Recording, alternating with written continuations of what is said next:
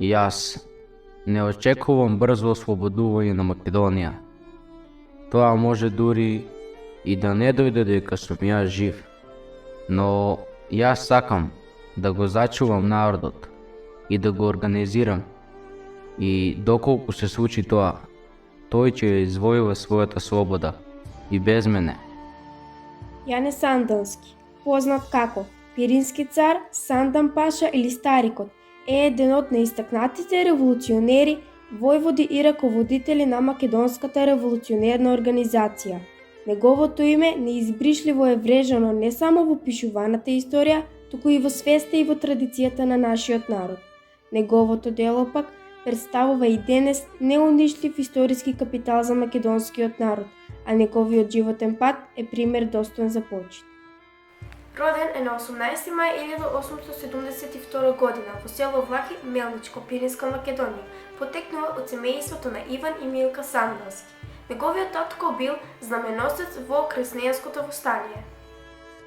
По задушувањето на востанието во 1879 година, семејството Сандански се засолнило во Дупница, Бугарија, каде ја го минал детството.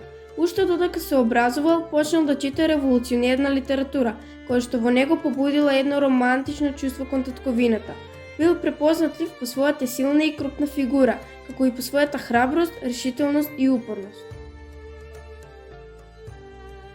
Работел како чеварски помошник, но и како молбописец во адвокатската канцеларија. Истакнувајќи се како напреден младинец, собрал околу себе круг од младинци и учители и го основале во Дупница Друштвото за самообразование и младост. Јане Сандански земал учество и во Мелничкото востание, како борец во четата на Стојо војвода. Набрзо потоа се зачленил во Македонската револуционерна организација, каде што станал еден од нејзините главни предводници во Пиринскиот дел на Македонија. Тој бил познат и како главен организатор на грабнувањето на американската мисионерка Мис Тон, со цел да обезбеди откуп и да набави оружје за револуционерната организација. Овој настан добил широк одглас во многу светски весници.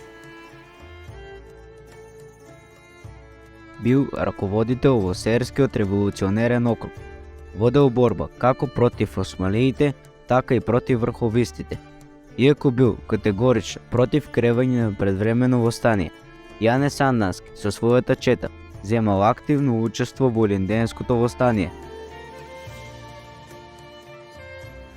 Земал учество и во Младотурската револуција, борејќи се за ослободување на Македонија на демократски начин, како и во двете балкански војни со истата цел ослободување на Македонија. Јане Сандански во текот на својот живот преживеал неколку атентати. Последниот бил извршен на 22 април 1915 година во заседа на Пирин планина. Бил убиен со 11 прострелни рани. Според досегашните истражувања, убиството на Јане Сандански е организирано од страна на бугарскиот цар Фердинанд, а како негови физички ликвидатори се посочуваат врховистите кои долго време наназад биле смртни непријатели на Сандански. Секој македонец, Јане Сандански останува запаметен како една грандиозна фигура, како борец и војвода кој секогаш бил во служба на народот, негов организатор, водач и заштитник. Неговото дело остана како путоводна ѕвезда за идните македонски поколенија.